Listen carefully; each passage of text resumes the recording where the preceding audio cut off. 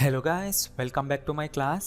So ಈ ಕ್ಲಾಸ್ನಲ್ಲಿ ನಾನು ನಿಮಗೆ ಹೇಳ್ಕೊಡ್ತಾ ಇದ್ದೀನಿ ಇಂಗ್ಲೀಷ್ನಲ್ಲಿ ನಾವು ಹೇಗೆ ನಮ್ಮ ಡೌಟ್ಸ್ಗಳನ್ನ ವ್ಯಕ್ತಪಡಿಸಬೇಕು ಅಂತ. ಅಂದರೆ ಆ ಕೆಲಸ ಆಗುತ್ತೇನೋ ಅಂತ ನನಗೆ ಸರಿಯಾಗಿ ಗೊತ್ತಿಲ್ಲ, ಬರ್ತಾಳೇನೋ ಅನ್ನೋದು ನನಗೆ ಡೌಟ್ ಇದೆ, ನನಗೆ ಅನ್ಶೋರ್ ಇದೆ, ನಾನು ಅಷ್ಟು ಶೋರ್ ಆಗಿಲ್ಲ, ಈ ಥರ ಹೇಳೋ ಸೆಂಟೆನ್ಸ್ಗಳನ್ನ ಹೇಗೆ ಕರೆಕ್ಟಾಗಿ ನಾವು ಮಾತಾಡಬೇಕು ಅನ್ನೋದನ್ನ. ರೈಟ್. ಸೊ ಈ ವಿಡಿಯೋ ತುಂಬ ಇಂಪಾರ್ಟೆಂಟ್ ಆ್ಯಂಡ್ ಇಂಟ್ರೆಸ್ಟಿಂಗ್ ಆಗಿರುತ್ತೆ. ಈ ವಿಡಿಯೋ ಎಂಡ್ವರೆಗೂ ನೋಡಿ ಆ್ಯಂಡ್ ನೋಟ್ಸ್ ಮಾಡ್ಕೊಳ್ಳಿ. ಸೊ ನಾವೀಗ ಯೂಸ್ ಮಾಡಬೇಕಾಗಿರುವಂಥ words if or whether. We use if or whether to express doubt, inquiry or investigation type. ಅಂದರೆ ಕೇಳಿ ತಿಳ್ಕೊಳ್ಳೋದು, ಏನದು, ಏನಿದೆ, ಇಲ್ವಾ ಅಂತ ನಾವು ಮಾತಾಡುವಾಗ ಇಫ್ ಆರ್ ವೆದರ್ನ ಯೂಸ್ ಮಾಡ್ತೀವಿ. ಆ್ಯಂಡ್ ಸ್ಟ್ರಕ್ಚರ್ನ ನಾನು ಹೇಳ್ಕೊಡ್ತೀನಿ, ಅದೇ ಥರನೇ ನೀವು ಫಾಲೋ ಮಾಡಬೇಕು. ನೋಡಿ ಇಲ್ಲಿ ಒಂದು ಎಕ್ಸಾಂಪಲ್. ಟ್ರೈನ್ ಬಂದಿದೆಯಾ ಅಂತ ನನಗೆ ಶೋರ್ ಆಗಿ ಗೊತ್ತಿಲ್ಲ. ಅಂದ್ರೆ ಇಲ್ಲಿ ಒಂದೇ ಪಾಸಿಬಿಲಿಟಿ ಬಗ್ಗೆ ಮಾತಾಡ್ತಿರೋದು, ಅದು ಬಂದಿದೆಯಾ ಅನ್ನೋದು ನನಗೆ ಶೋರ್ ಆಗಿ ಗೊತ್ತಿಲ್ಲ. ಎರಡು ಪಾಸಿಬಿಲಿಟಿ ಅಲ್ಲ. ಯಾವಾಗ ಕೇಳ್ತಾರೆ ಇದನ್ನ? ಆಪೋಸಿಟ್ ಪರ್ಸನ್ ನಮಗೆ ಕೇಳಿದಾಗ. ಈಗ ಟ್ರೈನ್ ಬಂದಿರುತ್ತಾ ಅಂತ ನಮಗೆ ಕೇಳ್ತಾರೆ, ಎಸ್ ಆರ್ ನೋ ಕ್ವಶನ್ ಕೇಳ್ತಾರೆ, ಹ್ಯಾಸ್ ದ ಟ್ರೈನ್ ಅರೈವ್ಡ್ ಅಂತ ಇಂಗ್ಲೀಷ್ನಲ್ಲಿ. ರೈಟ್. ಅವಾಗ ನಾವು ಈ ಥರ ಹೇಳಬೇಕಾಗುತ್ತೆ. ಎಸ್ ಆರ್ ನೋ ಕ್ವಶನ್ಗೆ ಆನ್ಸರ್, ಡೌಟ್ನಲ್ಲಿ ಆನ್ಸರ್ ಮಾಡಬೇಕಾಗುತ್ತೆ. ಸೊ ಇಲ್ಲಿ ಎರಡು ಸೆಂಟೆನ್ಸ್ ಇದೆ ಅಲ್ವಾ. I am not sure. ಯಾವುದ್ರ ಬಗ್ಗೆ I am not sure? The train has already arrived. ಇದ್ರ ಬಗ್ಗೆ ಐ ಆಮ್ ನಾಟ್ ಶೋರ್ ಅಲ್ವಾ. ತುಂಬ ಜನ ನೀವು ಅನ್ಕೊಂತಾರೆ ಅಬೌಟ್ ಹಾಕ್ಬೋದಲ್ಲ ಇಲ್ಲಿ. I am not sure about the train ಅಷ್ಟೇ ಹೇಳ್ತೀರಾ ನೀವು ತುಂಬ ಜನ. Or I am not sure about the train has arrived ಅಂತ ಹೇಳ್ತೀರಾ. ಸೊ ಇಲ್ಲಿ ನಾವು ಹಾಕಬೇಕು if. I am not sure if the train has already arrived ಅಂತ ಹೇಳಿ. ರೈಟ್. ಫಸ್ಟ್ ನೀವು ಹೇಳಬೇಕಾಗಿರೋದು ಐ ಆಮ್ ನಾಟ್ ಶೋರ್. ಆಮೇಲೆ ಏನು ಬರುತ್ತೆ ಸೆಂಟೆನ್ಸ್, ಯಾವುದ್ರ ಬಗ್ಗೆ ಅನ್ನೋದೇನಿದೆ ಅಲ್ಲ ಅದ್ರ ಹಿಂದೆ ಇಫ್ ಹಾಕಿ. ಅಂದರೆ ಈ ರೀತಿ ಇರಬೇಕು, I am not sure if the train has already arrived.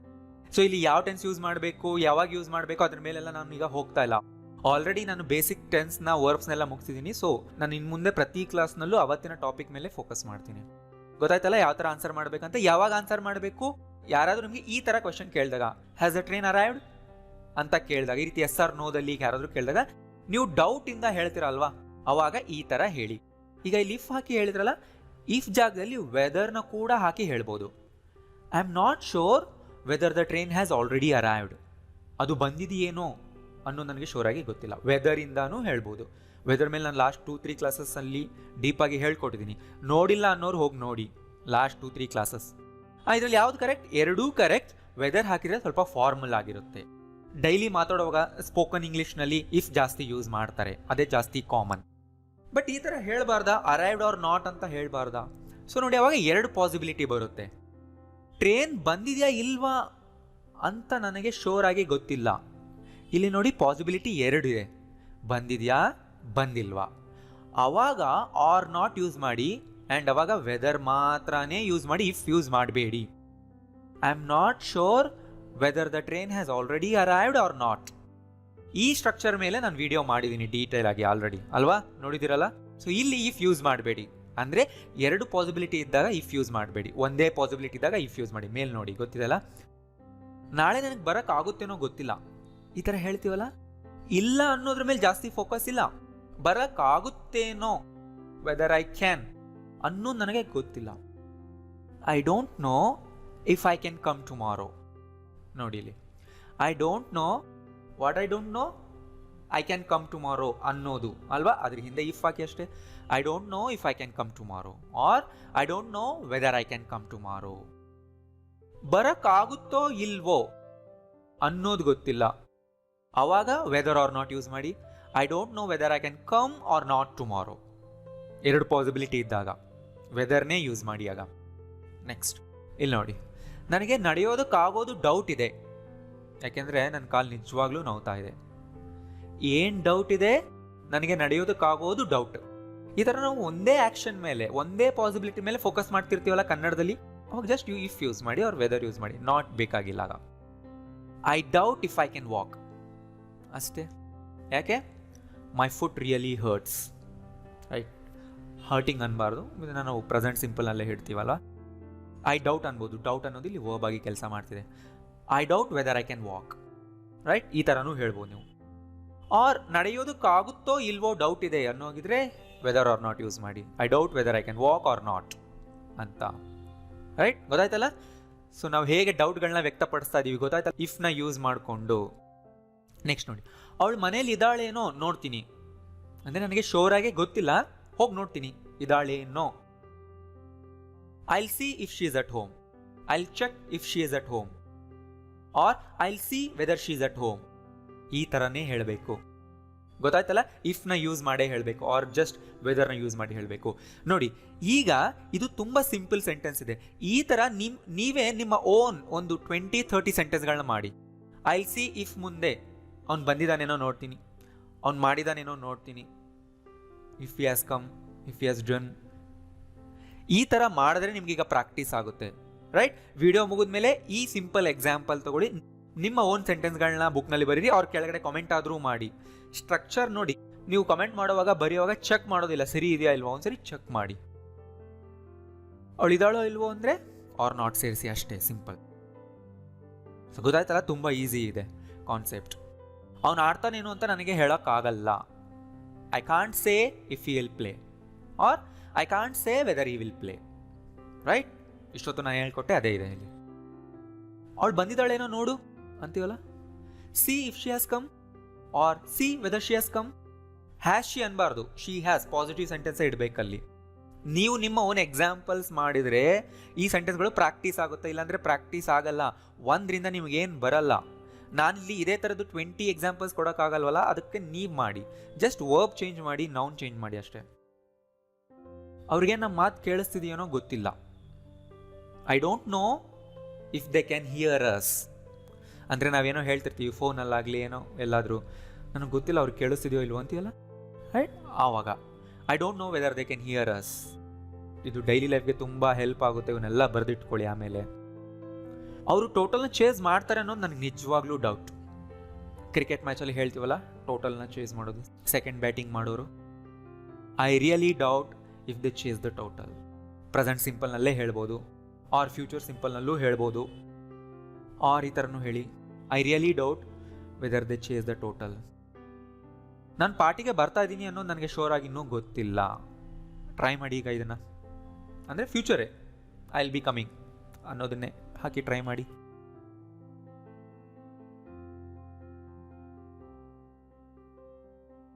I am unsure, unsure ಅಂತಲೂ ಹೇಳ್ಬೋದು, ಅಂದರೆ not sure. I am unsure if I will be attending the party, or I am unsure whether I will be attending the party ಅಂತ ಹೇಳ್ಬೋದು. ಇದೂ correct. I will ಅಂತಲೂ ಹೇಳಿ, ಅದೂ correct. ಹಾಂ, ನಾನು ಹೇಳಿದೆ ನಿಮಗೆ ಇಫ್ ಮುಂದೆ ಬರೋದು ಯಾವಾಗಲೂ ಪ್ರೆಸೆಂಟ್ ಸಿಂಪಲ್ಲೇ ಇರಬೇಕು ಅಂತ. ಅದು ಕೇವಲ ಕಂಡೀಷನ್ ಸೆಂಟೆನ್ಸ್ಗಳಲ್ಲಿ. ನಾನು ಬಂದರೆ ನಿನಗೆ ಕಾಲ್ ಮಾಡ್ತೀನಿ, ನೀನು ಬಂದರೆ ನನಗೆ ಕಾಲ್ ಮಾಡು, ನಿಮ್ಮ ಡ್ಯಾಡಿ ಬಂದರೆ ಹೋಗೋಣ ಹೊರಗೆ ಅನ್ನೋ ಸೆಂಟೆನ್ಸ್ಗಳನ್ನ ನಾನು ಹೇಳ್ಕೊಟ್ಟಿದ್ದೆ ಅಲ್ವಾ. ಅಂದರೆ ಕಂಡೀಷನ್ಸ್, ಆ ಕಂಡೀಷನ್ ಆದರೆ ಇದಾಗುತ್ತೆ ಅಂತ ಹೇಳೋವಾಗ ಕಂಡೀಷನ್ಸ್ನ ಪ್ರೆಸೆಂಟ್ ಸಿಂಪಲ್ನಲ್ಲಿ ಇಡಬೇಕು ಯಾವಾಗಲೂ. ಅದರ್ವೈಸ್ ಇದೇ ಬೇರೆ ಕಾನ್ಸೆಪ್ಟ್. ಇಲ್ಲಿ ನಾನು ಹೇಳ್ತಾರೋ ಕಾನ್ಸೆಪ್ಟೇ ಬೇರೆ. ನಾವು ಡೌಟ್ಸ್ನ ಎಕ್ಸ್ಪ್ರೆಸ್ ಮಾಡ್ತಾ ಇದ್ದೀವಿ. ಇಲ್ಲಿ ನೀವು ಇಫ್ ಮುಂದೆ ಯಾವುದಾದ್ರೂ ಟೆನ್ಸ್ನ ಯೂಸ್ ಮಾಡಿ. ಇಲ್ಲಿ ಇಫ್ ಕಂಡೀಷನ್ಸ್ನ ಹೇಳ್ತಿಲ್ಲ. ಈ ಪೂರ್ತಿ ವಿಡಿಯೋದಲ್ಲಿ ನಾವು ಯೂಸ್ ಮಾಡ್ತಾರೋ ಇಫ್ ಕಂಡೀಷನ್ಸ್ ಬಗ್ಗೆ ಮಾತಾಡ್ತಿಲ್ಲ. ರೈಟ್, ಕೇವಲ ಡೌಟ್ಸ್ನ ಎಕ್ಸ್ಪ್ರೆಸ್ ಮಾಡ್ತಾ ಇದ್ದೀವಿ. ಸೊ ಇಲ್ಲಿ ಇಫ್ ಮುಂದೆ ಅಪ್ರೋಪ್ರಿಯೇಟ್ ಟೆನ್ಸ್ನ ಯೂಸ್ ಮಾಡ್ಬೋದು ನೀವು. ನೆಕ್ಸ್ಟ್ ನೋಡಿ, we discussed if we should hire him or whether we should hire him. ಅಂದರೆ ನಾವು ಅವನ್ನ ಕೆಲಸಕ್ಕೆ ತಗೋಬೇಕಾ ಅನ್ನೋದನ್ನ ಡಿಸ್ಕಸ್ ಮಾಡಿದ್ವಿ. Ravi called the shop, Ravi ಶಾಪ್ಗೆ ಕಾಲ್ ಮಾಡ್ದ to see if it was open. ಅದು ಓಪನ್ ಇದೆಯಾ ಅಂತ ನೋಡೋದಕ್ಕೆ, ಚೆಕ್ ಮಾಡೋದಕ್ಕೆ ಕಾಲ್ ಮಾಡ್ದ. Or to see whether it was open. Right, Seema and Suma don't know whether their friends are coming. ನೀವು ಲಾಸ್ಟ್ನಲ್ಲಿ ಆರ್ ನಾಟ್ ಆದರೂ ಹಾಕ್ಬೋದು, ಅವಾಗ ಜಸ್ಟ್ ವೆದರ್ನೇ ಯೂಸ್ ಮಾಡಿ. I have no idea if my phone will work here or not. ಇಲ್ಲಿ ನನ್ನ phone work ಆಗುತ್ತೋ ಇಲ್ವೋ ಗೊತ್ತೇ ಇಲ್ಲ ನನಗೆ. Do you know if my phone will work better inside or outside. ಇದು ನೋಡಿ, ಚೆಕ್ ಮಾಡ್ಕೊಳ್ಳೋದಕ್ಕೆ ನಾವು ಕೇಳ್ತಾ ಇದ್ದೀವಿ. ಆ್ಯಂಡ್ ತುಂಬ ಸರಿ ಇಲ್ಲಿ ನೋಡಿ, I am not sure whether I will be able to do it in 1 day or not. ನನಗೆ ಶೋರ್ ಆಗಿ ಗೊತ್ತಿಲ್ಲ ನಾನು ಇದನ್ನು ಒಂದಿನದಲ್ಲೇ ಮಾಡ್ತೀನೋ ಇಲ್ವೋ. ಆರ್ ನಾಟ್ ಬಂತಲ್ಲ ಇಲ್ಲಿ, ಹಾಂ ಬಂತು. ಸೊ ವೆದರ್ನ ಯೂಸ್ ಮಾಡಿದೆ. ನಾನು ಹೇಳಿದೆ ವೆದರ್ ಆರ್ ನಾಟ್ನ ಈ ಥರ ಯೂಸ್ ಮಾಡ್ತೀವಿ ಅಂತ. ಸೊ ಇಲ್ಲಿ ಇಫ್ ಬರಲ್ಲ ಅಂತಾನು ಹೇಳಿದೆ, ಇಫ್ ಸಿಂಗಲ್ ಪಾಸಿಬಿಲಿಟಿಗೆ. ಬಟ್ ತುಂಬ ಸರಿ ಇಫ್ನ ಕೂಡ ಯೂಸ್ ಮಾಡ್ತಾರೆ ಈ ಥರ ಆರ್ ನಾಟ್ನ ಹೇಳೋದಕ್ಕೆ. I am not sure if I will be able to do it in 1 day or not. ಈ ಥರನೂ ಯೂಸ್ ಮಾಡ್ತಾರೆ ಇನ್ಫಾರ್ಮಲ್ ಸ್ಟೈಲ್ನಲ್ಲಿ. It's okay. ಬಟ್ ನೀವೇನು ಇಟ್ಕೊಳ್ಳಿ, ಸಿಂಗಲ್ ಪಾಸಿಬಿಲಿಟಿ ಇದ್ದರೆ ಇಫ್ ಯೂಸ್ ಮಾಡಿ, ಅಂದರೆ ಅಲ್ಲಿ ಆರ್ ನಾಟ್ ಬರಲ್ಲ.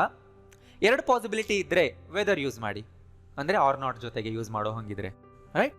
ಆ್ಯಂಡ್ ಇನ್ನೊಂದು ರೂಲ್ ಇದೆ ನೋಡಿ, I don't know whether to buy. To buy ಬಂತು. ಸೊ ವೆದರ್ನ ಫಸ್ಟ್ ಕ್ಲಾಸ್ನಲ್ಲಿ ಹೇಳಿದೆ, ನೆನಪಿದೆಲ್ಲ. ಸೇಮ್ ಸಬ್ಜೆಕ್ಟ್ ಇದ್ರೆ ನಾವು 2 ಇಂದ ಹಾಕ್ಬೋದು. ಅಂದರೆ ನನ್ನ ಬಗ್ಗೆ ನಾನೇ ಮಾತಾಡ್ತಿದ್ರೆ whether to buy the blue one or the red one, ನನಗೆ ಗೊತ್ತಾಗ್ತಿಲ್ಲ ಯಾವ್ದು ತಗೋಬೇಕು ಅಂತ. ಸೊ ಇಲ್ಲಿ ವೆದರ್ ಟು, ರೈಟ್, ಗೊತ್ತಿದೆಲ್ಲ. ಈ ಥರ ಸೆಂಟೆನ್ಸ್ಗಳಲ್ಲಿ ನೀವು ಇಫ್ನ ರೀಪ್ಲೇಸ್ ಮಾಡಬಾರ್ದು. I don't know if to buy ಅಂತ ಹೇಳಲ್ಲ ಯಾರು. ಆ ಥರ ಹೇಳಿದ್ರೆ ರಾಂಗ್. ಎಲ್ಲಿ ಟು ವರ್ಬ್ನ ಹಿಂದೆ ವೆದರ್ ಹಾಕಿ ಹೇಳೋ ಕಡೆಗೆ ಇಫ್ ಹಾಕಿ ಹೇಳಬಾರ್ದು. ಆರ್ ನಾ ಇವತ್ತು ಹೇಳ್ಕೊಟ್ರೋ ಟಾಪಿಕ್ನಲ್ಲಿ ನೀವು ಇಫ್ ಆರ್ ವೆದರ್ನ ಯಾವುದಾದ್ರೂ ಹಾಕಿ ಇಂಟರ್ಚೇಂಜಬಲ್ ಆಗಿ ಯೂಸ್ ಮಾಡಿ. ನಿಮ್ಗೆ ಕನ್ಫ್ಯೂಸ್ ಆಗ್ತಿದೆ ಅಲ್ವಾ ತುಂಬ ಜನಕ್ಕೆ? ಯಾರಿಗೆ ಕನ್ಫ್ಯೂಸ್ ಆಗ್ತಿದೆ ಅಂದರೆ ಲಾಸ್ಟ್ 2-3 ಕ್ಲಾಸ್ ಯಾರು ನೋಡಿಲ್ಲ ಅವರಿಗೆ ಇವತ್ತಿನ ಕ್ಲಾಸ್ ಏನೂ ಅರ್ಥ ಆಗ್ತಿಲ್ಲ. ಅದಕ್ಕೆ ನಾನು ಯಾವಾಗಲೂ ಹೇಳೋದು ವೀಡಿಯೋಸ್ನ ಸೀರಿಯಲ್ ವೈಸ್ ಆಗಿ ನೋಡ್ಕೊಂಡು ಬನ್ನಿ ಅಂತ. ಆ್ಯಂಡ್ ನೆಕ್ಸ್ಟ್ ಲಾಸ್ಟ್ ಒಂದು ಸ್ಲೈಡ್ ಇದೆ ನೋಡಿ, ಒಂದು ಸಿಂಪಲ್ ಇಲ್ಲೊಂದು ರೂಲ್ ಹೇಳ್ತಾ ಇದ್ದೀನಿ. ನಾವು ಪ್ರಿಪೋಸಿಷನ್ಸ್ ಆದಮೇಲೆ ವೆದರ್ನೇ ಯೂಸ್ ಮಾಡಬೇಕು. ಅಂದರೆ ಏನು? ಇಲ್ಲಿ ನೋಡಿ, ಇಟ್ ಡಿಪೆಂಡ್ಸ್ ಆನ್. ನೋಡಿ ಈ ಥರ ಹೇಳಬೇಕಾಗುತ್ತಲ್ಲ, ನೀನು ಬರ್ತೀಯೋ ಇಲ್ವೋ ಅನ್ನೋದ್ರ ಮೇಲೆ ಡಿಪೆಂಡ್ ಆಗುತ್ತೆ, ಅವ್ನು ಹೇಳ್ತಾನೋ ಇಲ್ವೋ ಅನ್ನೋದ್ರ ಮೇಲೆ ಡಿಪೆಂಡ್ ಆಗುತ್ತೆ, ನೀ ಕೊಡ್ತೀಯಾ ಇಲ್ವಾ ಅನ್ನೋದ್ರ ಮೇಲೆ ಡಿಪೆಂಡ್ ಆಗುತ್ತೆ ಅಂತ ಹೇಳೋವಾಗ ಇಟ್ ಡಿಪೆಂಡ್ಸ್ ಆನ್ ಅಂತಲೇ ಹೇಳಬೇಕಲ್ಲ. ಸೊ ಈಗ ಮುಂದೆ ಹಾಕೋ ವರ್ಡ್ ವೆದರೇ ಆಗಿರಬೇಕು, ಇಫ್ ಆಗಿರಬಾರ್ದು. ಇಫ್ ಹಾಕಬಾರ್ದು ಇಲ್ಲಿ. It depends on whether I get home early or not. ಈ ಥರ ಆನ್, ಇನ್, ಅಬೌಟ್ ಬಂದಾಗ ಅದ್ರ ಮುಂದೆ ಇಫ್ ಹಾಕ್ಬೇಕಾ ವೆದರ್ ಹಾಕ್ಬೇಕಂತ ನೀವು ಕನ್ಫ್ಯೂಸ್ ಆಗ್ತಿದ್ರೆ ವೆದರ್ನೇ ಹಾಕಬೇಕು. ಸೊ ಈ ಪೂರ್ತಿ ಸೆಂಟೆನ್ಸ್ನ ಮೀನಿಂಗ್ ಏನಾಯ್ತಾಗ, ನಾ ಮನೆಗೆ ಬೇಗ ಹೋಗ್ತೀನೋ ಇಲ್ವೋ ಅನ್ನೋದ್ರ ಮೇಲೆ ಡಿಪೆಂಡ್ ಆಗುತ್ತೆ ಅಂತ ನೀವು ಹೇಳಬೇಕಾಗುತ್ತಲ್ಲ, ಅದೇ ಈ sentence. It depends on whether I get home early or not. There are doubts about ಅಂತೀವಲ್ಲ, ಈಗ ಮುಂದೆ ಬರಬೇಕಾಗಿರೋ word whether. There are doubts about whether this place is safe. ಈ ಪ್ಲೇಸ್ ಸೇಫ್ ಇದೆಯಾ ಅನ್ನೋದ್ರ ಬಗ್ಗೆ ಡೌಟ್ಸ್ಗಳಿದೆ. ಇಲ್ಲಿ ಆರ್ ನಾಟ್ ಬೇಕಾಗಿಲ್ಲ ಅಲ್ಲ, ರೈಟ್. ಸೊ ಆರ್ ನಾಟ್ ಅವಶ್ಯಕತೆನೇ ಇಲ್ಲ. ನಾ ಇಲ್ಲಿ ಒಂದೇ ಪಾಸಿಬಿಲಿಟಿ ಬಗ್ಗೆ ಹೇಳ್ತಾ ಇದ್ದೀನಿ, ಅಂದರೆ ಈ ಪ್ಲೇಸ್ ಸೇಫ್ ಇದೆಯಾ ಅನ್ನೋದ್ರ ಬಗ್ಗೆ ಡೌಟ್ಸ್ಗಳಿದೆ. ಈ ಕನ್ನಡ ಬರ್ಕೊಳ್ಳಿ. ಸೊ ಅದರಿಂದ ಇಲ್ಲಿ ಇಫ್ ಹಾಕಕ್ಕೆ ಬರೋದೇ ಇಲ್ಲ, ಯಾಕೆಂದರೆ ಅಬೌಟ್ ಬರ್ತಾ ಇದೆ. ಅಬೌಟ್ ಮುಂದೆ ಬರೋದು ವೆದರೇ ಆಗಿರುತ್ತೆ, ಇಫ್ ಆಗಿರಲ್ಲ ಈ ಸೆಂಟೆನ್ಸ್ನಲ್ಲಿ. We need to talk about whether you are going to Delhi. ಅಂದರೆ ನೀನು ಡೆಲ್ಲಿಗೆ ಹೋಗ್ತಾ ಇದೆಯೋ ಇಲ್ವೋ ಅನ್ನೋದ್ರ ಬಗ್ಗೆ ನಾವು ಮಾತಾಡಬೇಕಾಗಿದೆ. ಇದು ಇಂಪ್ಲಿಸಿಟ್ಲಿ ಆರ್ ನಾಟ್ ಅನ್ನೋ ಮೀನಿಂಗ್ ಕೂಡ ಬಂದ್ಬಿಡುತ್ತೆ. ಇಲ್ಲಿ ಆರ್ ನಾಟ್ ಹಾಕಬೇಕಲ್ಲ, ಹಾಕಿದ್ರೆ ಅವಾಗ ಪೂರ್ತಿ ಆಗುತ್ತಲ್ವಾ ಅನ್ಕೊಂತಿರಲ್ವಾ. No need. ಸಮ್ಟೈಮ್ಸ್ ಅದು ಇಂಟರ್ನಲ್ಲಿ ಮೀನಿಂಗ್ ಕೊಟ್ಬಿಡುತ್ತದು. They don't bother about whether you are happy or not. ನೀನು ಹ್ಯಾಪಿಯಾಗಿದೆಯಾ ಇಲ್ವಾ ಅನ್ನೋದ್ರ ಬಗ್ಗೆ they don't bother. We are not interested in, ನೋಡಿ, we are not interested in whether we get the desired result. Desired result ಅಂದರೆ ನಮಗೆ ಬೇಕಾಗಿರೋ result, optimal result, right, ಸರಿಯಾದ ರಿಸಲ್ಟ್ ಬರುತ್ತಾ ಅನ್ನೋದ್ರಲ್ಲಿ ನಾವು ಇಂಟ್ರೆಸ್ಟೆಡ್ ಆಗಿಲ್ಲ ಅಂದರೆ it's not important. The answer depends on, ಯಾವುದ್ರ ಮೇಲೆ ಡಿಪೆಂಡ್ ಆಗಿರುತ್ತೆ? Whether you ask the right question or not. ನೀನು ರೈಟ್ ಕ್ವಶನ್ ಕೇಳ್ತೀಯಾ ಇಲ್ವಾ ಅನ್ನೋದ್ರ ಮೇಲೆ ಆನ್ಸರ್ ಡಿಪೆಂಡ್ ಆಗಿರುತ್ತೆ. We need to think about whether that will work for us or not. My decision depends on whether or not you are interested. ನೀನು interested ಇದೆಯಾ ಇಲ್ವಾ ಅನ್ನೋದ್ರ ಮೇಲೆ ನನ್ನ ಡಿಸಿಷನ್ ಡಿಪೆಂಡ್ ಆಗಿರುತ್ತದೆ. ವೆದರ್ ಆರ್ ನಾಟ್ ಈ ಥರ ಹೇಳ್ತೀವಲ್ಲ. There is also the question of whether to buy on credit or to pay cash. ಅದು ಒಂದು ಪ್ರಶ್ನೆ ಇದೆ ನಮಗೀಗ. The rent is the same irrespective of whether there are 3 occupants or 4. ಅಂದರೆ ಮನೆಯಲ್ಲಿ ಬಂದಿರೋರು 3 ಜನ ಇದ್ರು 4 ಜನ ಇದ್ರು ರೆಂಟ್ ಸೇಮೇ ಇರುತ್ತೆ, ಅಂದರೆ ಅದು ಚೇಂಜ್ ಆಗಲ್ಲ ಅನ್ನೋದನ್ನು ಈ ಥರ ಹೇಳ್ತೀವಿ, ರೈಟ್. ಗೊತ್ತಾಯ್ತಲ್ಲ. ಸೊ ಈ ಸ್ಲೈಡ್ನಲ್ಲಿ ನಾನು ಏನು ಹೇಳಿದೆ ಅಂದರೆ ಪ್ರಿಪೋಷನ್ ಆದಮೇಲೆ ವೆದರೇ ಬರುತ್ತೆ, ಸಿಂಗಲ್ ಪಾಸಿಬಿಲಿಟಿ ಬಗ್ಗೆ ನಾವು ಮಾತಾಡ್ತಾ ಇದ್ರು. ಆ್ಯಂಡ್ ಇಫ್ನ ಇನ್ನೊಂದು ಕಡೆನೂ ಯೂಸ್ ಮಾಡ್ತೀವಿ. ಕಂಡೀಷನಲ್ಸ್ ಬಗ್ಗೆ ನಾನು ಹೇಳ್ತಿಲ್ಲ. ಪಾಸ್ಟ್ನಲ್ಲಿ ನಮಗೆ ಕ್ವಶನ್ ಕೇಳಿರ್ತಾರೆ, ಎಸ್ ಆರ್ ನೋ ಕ್ವಶನ್ಸ್. ಅದನ್ನು ನಾವೀಗ ಬಂದು ಪ್ರೆಸೆಂಟ್ನಲ್ಲಿ ಹೇಳಬೇಕು. ಅಂದರೆ ನನಗೆ ಈ ಥರ ಕೇಳಿದ್ರು ಅವರು ಅಂತ, ಆ ಜಾಗದಲ್ಲೂ ನಾವು ಇಫ್ ಯೂಸ್ ಮಾಡ್ತೀವಿ. ಅದನ್ನು ನಾನು ರಿಪೋರ್ಟೆಡ್ ಸ್ಪೀಚ್ ಕ್ಲಾಸ್ನಲ್ಲಿ ಹೇಳ್ಕೊಟ್ಟಿದ್ದೆ ಒಂದ್ಸರಿ. ನೀವು ತುಂಬ ಜನ ಅದನ್ನು ನೋಡಿರಲ್ಲ ಅನಿಸುತ್ತೆ. ಅಂದರೆ ಇಂಡೈರೆಕ್ಟ್ ಸ್ಪೀಚ್, ರೈಟ್? ಅದ್ರ ವಿಡಿಯೋ ಲಿಂಕ್ ನಾನು ಎಂಡಲ್ಲಿ ಕೊಡ್ತಾ ಇದ್ದೀನಿ, ಅದನ್ನು ಕೂಡ ಹೋಗಿ ನೋಡಿ, ಇನ್ನೂ ಕ್ಲಿಯರ್ ಆಗುತ್ತೆ ಇಫ್ನ ಯೂಸ್ ಮಾಡೋದ್ರ ಬಗ್ಗೆ. ಸೊ ಈ ವಿಡಿಯೋ ನಿಮ್ಗೆ ಇಷ್ಟ ಆಗಿದೆ, ಲೈಕ್ ಮಾಡಿ ಆ್ಯಂಡ್ ಎಲ್ಲರಿಗೂ ಶೇರ್ ಮಾಡಿ. Thank you.